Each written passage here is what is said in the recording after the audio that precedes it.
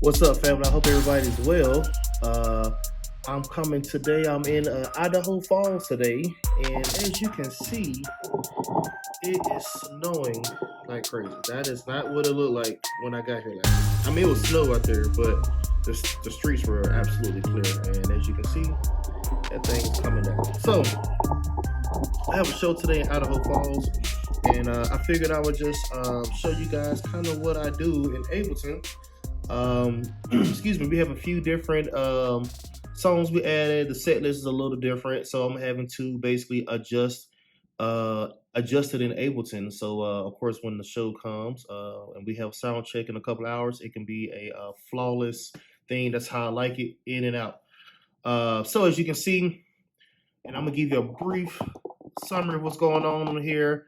Right here in the middle, all of that is going to be your groups. So we got BGVs, we got drums, music, cues, bass. If we don't have a bass player, which we do on this gig, so that's super dope. It's going to be a great show just because we got bass. Oh, I wish I didn't say that, but it's going to be a better show because we got bass. You know, I'm a drummer. It's nothing like playing with a bass player, but sometimes we play with a track on bass. Anyways, to the left, it's going to be all the files. So we got the BGVs, we got the vocal, guitars, bass, acoustic guitar, this track right here, that's the track, music, so on and so forth. So everything is in groups and it's bust out basically over here. So it just makes everything a lot easier. So all I have to do is go down here and change my my outputs. It makes it really easy. All right, so now what I'm going to do is, so I already reordered everything. Now this is Ableton 11. So the cool thing is Ableton 10. I had Ableton 10 before. It didn't have these numbers over here, as you can see. So I always will write on here like 1, 2, 3, 4, because that's just me. I want to see, okay, this is 1, this is 2, this is 3, track 3, track 4, or whatever. But I technically don't have to do that no more because all of that is over here now. So I really don't even have to do that no more. But I still do because that's just, I don't know, I just do it. Anyways, so what I'm about to do now is I do it 2 ways. So I do have a mini board that runs all my tracks, and I'm going to show you this a little bit more. So I got click there, that's the turn to click on. I got stop, 0, play, scroll, left, right, and then of course all of the track numbers are at the bottom.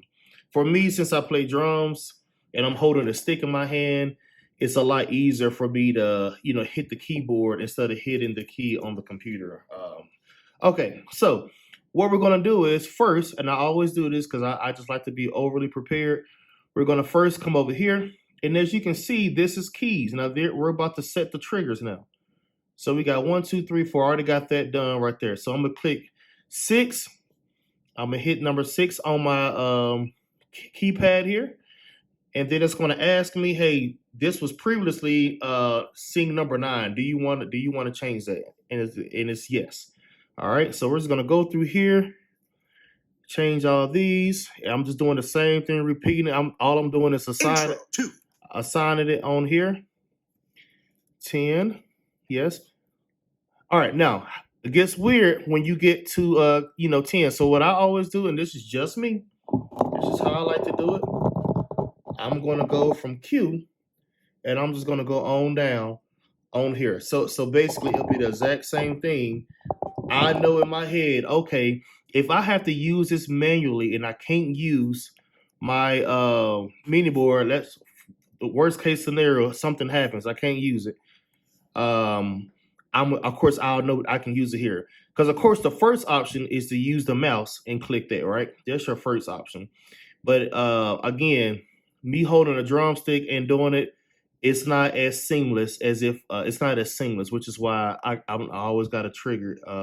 I'd rather assign it a trigger instead of manually doing it. So we're going to come down. We got E. I'm at W. Let's go E. And then we got R. Intro. Now you got to make sure that it is case sensitive. So you got to make sure that you're using you know, if you want it to be lowercase, make sure they're all lowercase. Intro. Because if you do capitalize, then it's triggered as a capital T or a capital R. All right. So now, oops, I forgot to do the one up here. Intro. Now everything is set for that. So now let me bag out just a little bit so you can see. So now if we are singing rhythm and blues, which is the first song, and all I gotta do is hit 1. Intro. 2. Let me try to click on. Now I got click y'all. I will have to do a whole day of showing you everything on here. But here's my click over here. Let me zoom in so you can check it out. This is how you map out everything. So I got click up here. That's for K. This is for the other mode, the session mode. If you want to have to go back, you can do play, stop, start. Like I will have to do a whole thing to show y'all all of this stuff. But it's amazing. Just know that. So, anyways, I got my Intro. 2, click 3, assigned 4. to K. Hold on, let me turn it down to click down. Verse 2, 3, 4. So you hear the track playing.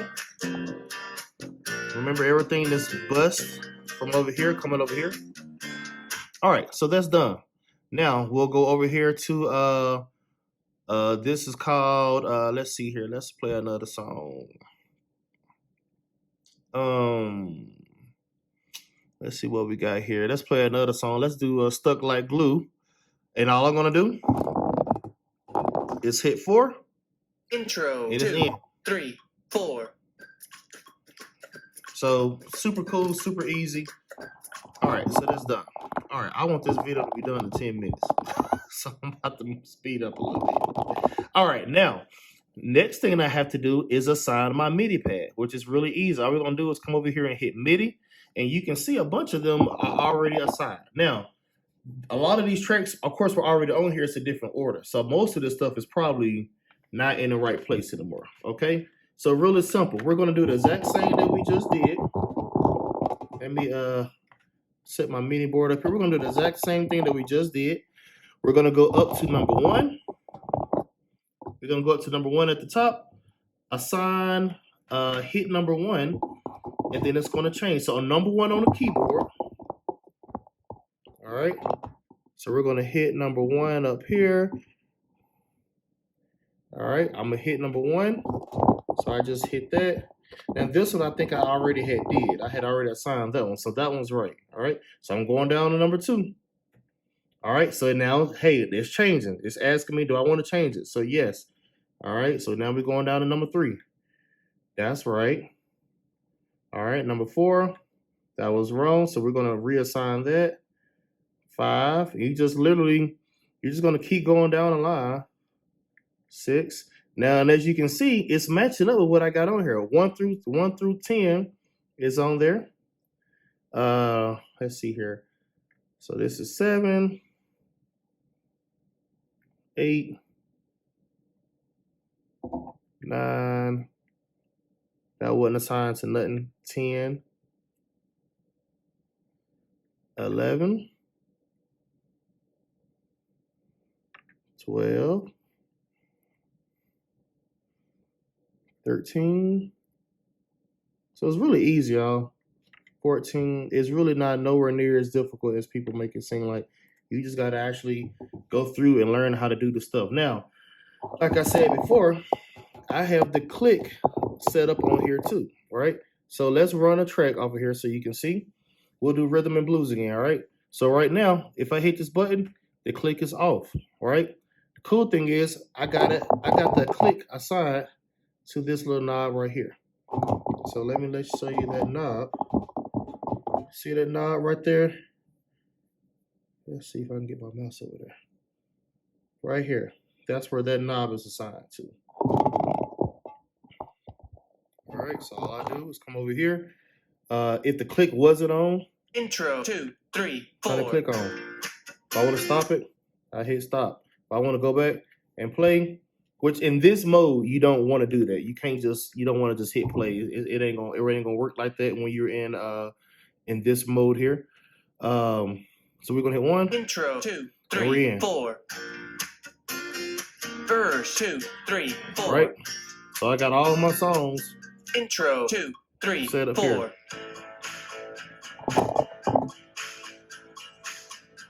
Intro. 2. Intro. 2, 3, 4.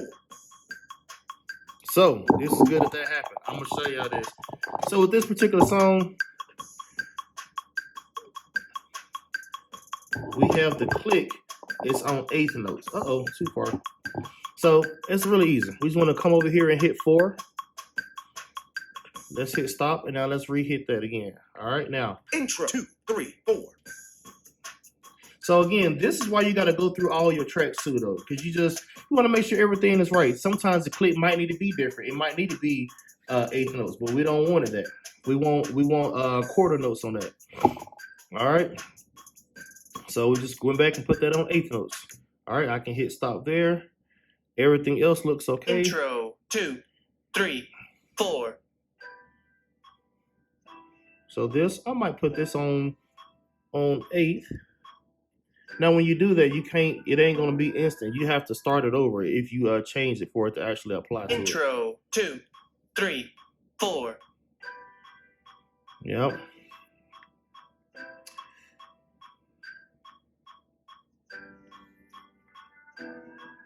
All right. Okay, I think that's gonna do it. That's in a nutshell. I just kind of want to show you guys what I do and how easy it is to make adjustments and make changes without diving into a full tutorial. But yeah, there's a lot of moving parts to it. I mean, I'm not gonna say this is Ableton is complex, but yes, there are things that you do on here that you wouldn't do on Pro Tools or Logic or any other DAW. I mean, that's just kind of how it's set up. But it's the go-to DAW for running a live show. I mean, I can make adjustments on the fly. I can speed the song up, slow it down. If I wanted to break each section into parts, like intro part, chorus part, and I want to go back and forth to the intro. I mean, we've used this at my church, especially. We didn't have a keyboard player for a few months, and I mean, saved us. Some Sundays, it was me and the MD, my boy Adam. It was just me and Adam, and saved us. We ran a guitar, ran a guitar, and then we ran keys, but we was able to go back and forth. So we was on the stem, but we wasn't like locked into the arrangement. We was able to move and do whatever we wanted to do. Which is why Ableton wins, which is why everybody that runs shows, you need to learn it, because guess what? Artists know now, oh man, you mean to tell me if I don't have to play at this song at the same tempo all the time no more. I can speed it up or slow it down if I want to without having to recut the whole session. Like, they know this, they know, oh man, I want to just go, can I just go back? They know, because it gives the artist more flexibility, and it allows them to actually be more creative with the song that they might have did 5-10 years ago, and they don't have to recut it. They can have the same sound, the same everything. They just want to sped up or whatever. So it's a total game changer. So if you're not hip to it, I'm telling you, you might want to get hip to it. So anyways, y'all be blessed. Thanks for checking it out.